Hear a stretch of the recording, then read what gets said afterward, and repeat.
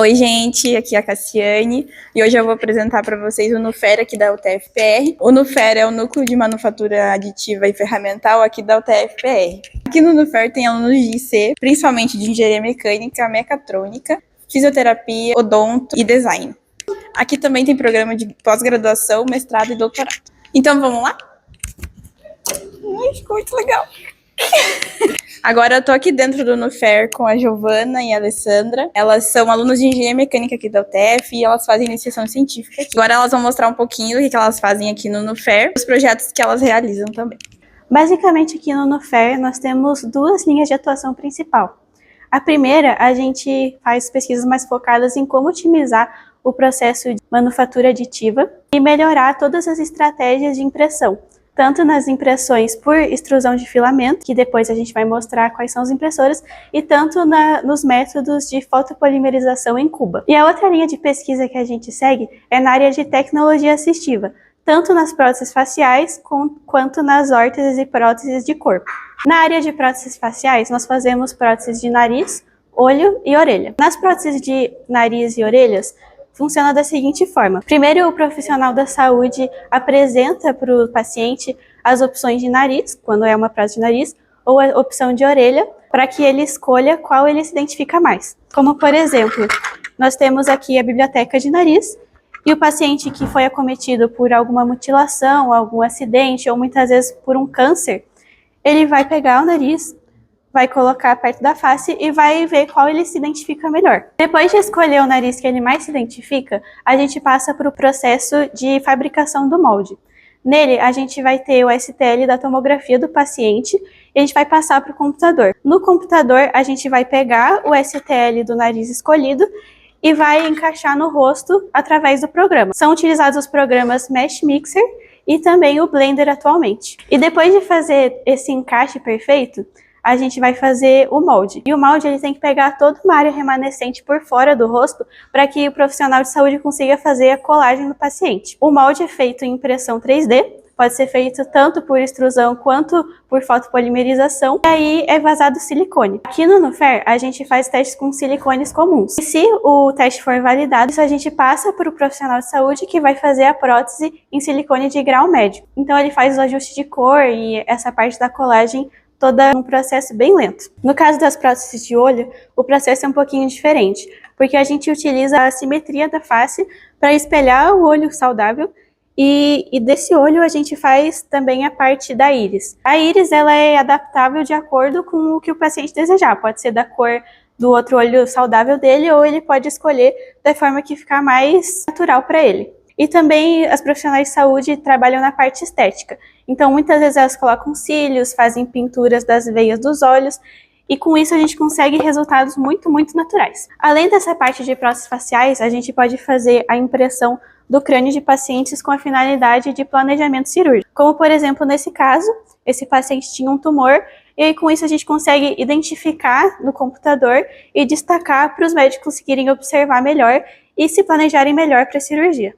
Além das próteses faciais, a gente também faz as próteses e órteses de corpo. Como, por exemplo, um dos projetos que a gente fez foi uma mão totalmente impressa 3D. E além de ser impressa 3D, ela é paramétrica e está para ser desenvolvida a parte de acionamento eletrônico dela, para ter a movimentação dos dedos. E o mais impressionante que a impressão 3D fornece para essa área de tecnologia assistiva é que o custo é extremamente baixo. Foi, por exemplo, o custo de materiais para a fabricação dessa mão foi de somente R$ 26,00, incluindo o filamento e os elásticos e os fios de nylon. Nós também podemos fazer próteses de membros para pessoas acometidas por amputações ou malformações genéticas.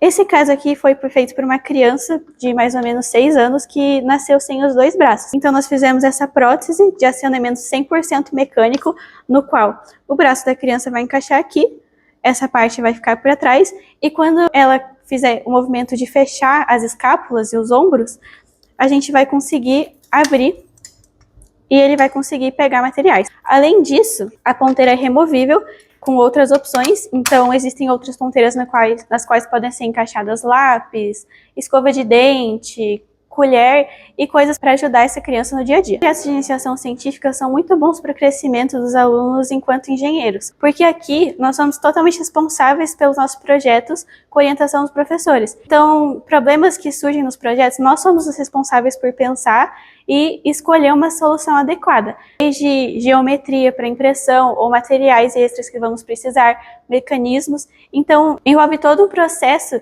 de criação e de resolução de problemas que vai fazer um crescimento exponencial no seu desenvolvimento.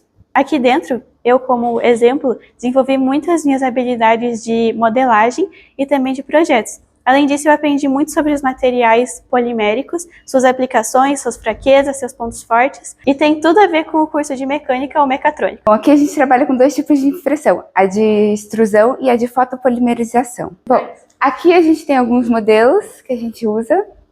Essas aqui são modelos de extrusão.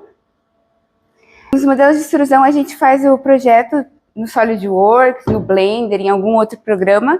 Depois a gente passa por um fatiador, que ele vai cortar a peça em pequenas camadas. Depois ele passa para a máquina, que vai dar essa ordem para a máquina. E daí um bico vai imprimindo essas pequenas camadas. Aqui a gente tem as impressões de fotopolimerização. Aqui já funciona diferente. A resina fica uma piscininha de resina. Quando essa máquina abaixa, uma luz vai nos pontos da camada que você ordenou pelo computador. Então, daí ela vai fazendo as camadas de baixo para cima, diferente da outra. A gente tem essa impressora também, que ela tem 2 bicos e também ela permite o corte a laser. Daí ela tem o vidro verde por causa do corte a laser. Bom, muito obrigada, meninas, por terem apresentado o laboratório pra gente. Obrigada, Nufer, pela oportunidade de mostrar para mais pessoas o laboratório, o que vocês fazem. Se algum de vocês se identificou, ficou com interesse de participar do projeto, vou colocar aqui embaixo o Instagram do laboratório. Obrigada. Oi, gente. Então, agora a gente vai fazer uma visita aqui no LabHel, que é um laboratório do CERN. O CERN é o Centro de Pesquisa em Reologia de Fluidos Não Newtonianos. Fluidos não newtonianos são fluidos especiais que mudam de consistência de acordo com a força que você aplica neles. Então eles ficam mais resistentes ou mais líquidos de acordo com a quantidade de força que você coloca neles, basicamente. Um ótimo exemplo é a pasta de dente. A pasta de dente, por exemplo, quando você abre o tubo e vira ele de ponta cabeça, está ali agindo a força da gravidade. Mas a força da gravidade não é o suficiente para fazer ela escoar. Mas se você pegar esse mesmo tubo e apertar ele, aplicar uma força maior, daí sim a pasta de dente vai escoar. Então ela é um ótimo exemplo de fluido não newtoniano. Agora a gente vai entrar aqui no laboratório de reologia, que é onde a gente tenta compreender essa mudança na viscosidade dos fluidos não newtonianos. A gente vai falar com o meu amigo Leonardo, ele é um aluno de engenharia mecânica e ele faz iniciação científica aqui no CERN. Então vamos entender um pouco sobre a pesquisa que ele está fazendo. Então, aqui eu trabalho como aluno de iniciação científica, na parte de desenvolvimento de formulação de fluidos de perfuração, né? Quando você vai fazer a perfuração de um poço para extrair o petróleo, você precisa de um fluido para que ele resfrie a broca, né? Para que ele estabilize o poço ali e vai resfriando a broca conforme ela vai entrando em atrito, né, com as rochas. Então eu faço a formulação desses fluidos a fim de analisar como que eles vão se incorporar nos meios porosos, né, que simulam as rochas, né, do fundo do poço.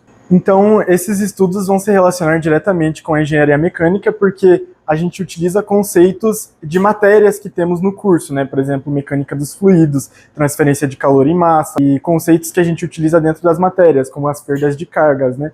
Então isso está exatamente ligado à engenharia mecânica.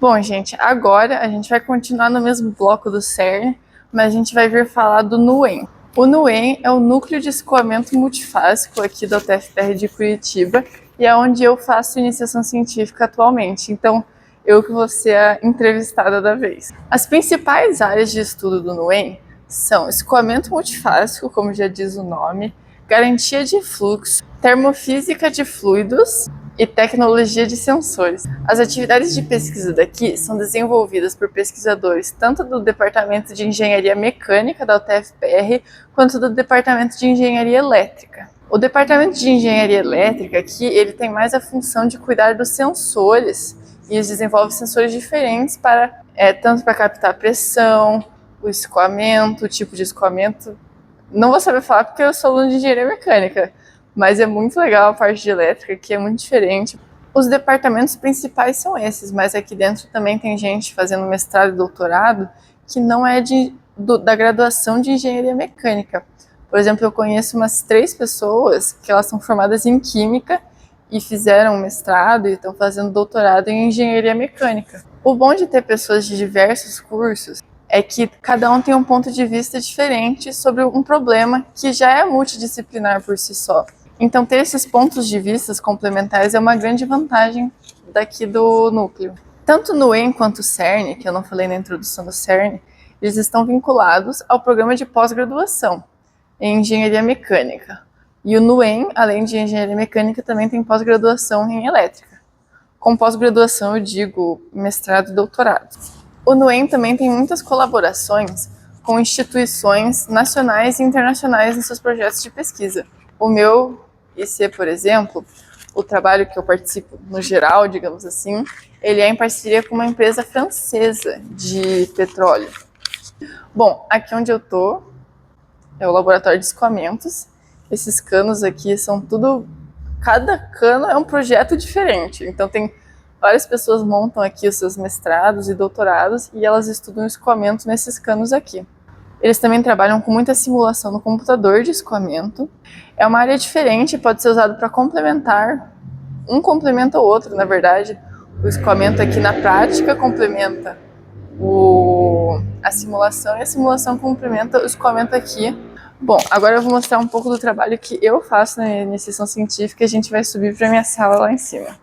O objetivo do trabalho que eu estou fazendo aqui é estudar e compreender a dinâmica e a física das transições de um escoamento bifásico líquido-gás em posição horizontal ou com leves inclinações. Falando assim parece meio complexo, mas é basicamente entender como que funciona o escoamento dentro de um tubo que tenha um líquido e um gás. Pode ser ar e água, pode ser óleo e gás natural, tanto faz. E esses escoamentos, eles são amplamente encontrados na indústria, principalmente na de petróleo e gás. Porque quando você extrai o petróleo lá debaixo da terra, debaixo do mar, ele sai, além de só o petróleo e sujeiras, ele sai com muito gás natural também. E dentro do tubo, a interação entre essas fases pode acarretar em diferentes padrões de escoamento, como o escoamento estratificado, o ondulado, o intermitente, que a gente chama também de slugs, e bolhas dispersas. E compreender as transições desses padrões é fundamental para conseguir prever fenômenos como perda de carga, transporte de partículas e estabilidade operacional dentro de uma fábrica, por exemplo. E como que eu estou desenvolvendo esse trabalho? Primeiro, eu começo fazendo uma revisão literária, então estou lendo vários artigos que estão aqui tudo espalhados na minha mesa, porque eu não consigo ler no computador, assim, eu não consigo entender a informação, então eu tenho que imprimir. Então, assim, estou gastando muito papel, porque estou tendo que ler muitos artigos, e eles estão todos em inglês.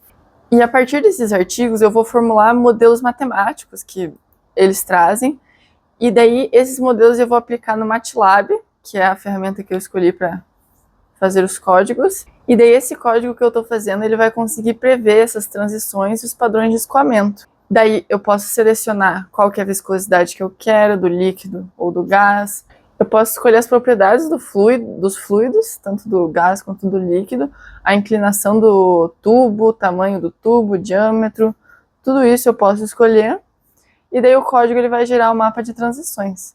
Eu vou mostrar agora alguns exemplos das transições que eu já fiz. Bom, o primeiro código que eu finalizei já, ele foi baseado nesse paper aqui, nesse artigo, que é um clássico dessa área de escoamento bifásico, e dentro dele ele traz as equações, nesse formato matemático mesmo, e daí eu passei elas no MATLAB, foi bem difícil, eu tive que usar método de cálculo numérico para encontrar algumas respostas. Então eu aprendi muito sobre programação, cálculo numérico, tipo, muita coisa que eu nunca tinha aprendido. Tipo, eu até aprendi nas aulas, mas eu nunca tinha usado na prática, que eu usei e fez muito mais sentido vendo na prática os conteúdos. E, enfim, o resultado do meu código ficou o seguinte. Então, esse é o que o meu código gerou. Agora eu vou mostrar a comparação com o que o autor do livro gerou nessa imagem aqui, ó. Tá tudo anotado e rabiscado, porque eu usei bastante. Então, essas linhas pretas aqui, não as rabiscadas, pretas, são as que ele gerou. Daí eu usei um outro aplicativo aqui no meu computador para exportar essas linhas, a posição mais ou menos exata delas, e daí eu consegui plotar no MATLAB para fazer uma comparação do quão parecido tá o meu com o do autor. E ficou assim, ficou bem parecido. Acho que tá muito bom pro meu primeiro código, eu segui exatamente as equações dele, só que diferença no método de resolver dele computacional, eu não sei como é que ele fez. Eu fiz o meu jeito e ficou assim. Pode ser que ele tenha feito de um jeito diferente essa parte do código. Sem contar que esse artigo de 1976, eu nem sei como é que eles faziam isso nessa época, essa parte computacional. O que está variando aqui nos eixos é a velocidade superficial do gás. Basicamente a velocidade do gás aqui embaixo, tipo a vazão do gás, quanto gás que está saindo, e aqui a vazão do líquido. Essas linhas, elas são as transições, então cada linha tem uma cor diferente, que é uma transição diferente. Então, aqui dentro dessa área, se o escoamento está dentro dessa área aqui, ele é estratificado liso. Então ele vai ficar bem retinho, tanto o líquido embaixo quanto o gás em cima.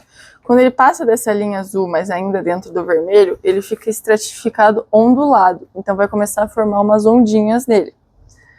Quando ele passa para cima, ele não é mais estratificado. Então já é mais difícil de entender esse escoamento. Se ele está para cá da linha preta, ele é o intermitente ou slugs. Se ele está para cá da linha preta, ele é o anular. O líquido vai todo para a parede do tubo e dentro, só no centro, fica o gás passando. E quando ele está para cima da linha verde, ele é bolhas dispersas. Então tem muito líquido e o gás fica em bolhas meio soltas assim. Então, quanto maior a vazão do gás, por exemplo, ele vai tender para o escoamento anelar. Se é maior a vazão do líquido, ele vai tender primeiro para o intermitente e depois ele vai para bolhas dispersas.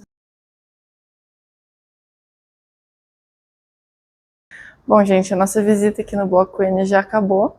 Se vocês ficaram com alguma dúvida, se tiverem interesse, eu vou deixar tanto o Instagram dos projetos aqui, quanto o nosso, do Elas. Se vocês tiverem alguma dúvida, pode mandar mensagem pra gente também. A gente adora interagir com vocês. Não se esqueça de curtir, comentar e seguir o nosso projeto em todas as redes sociais.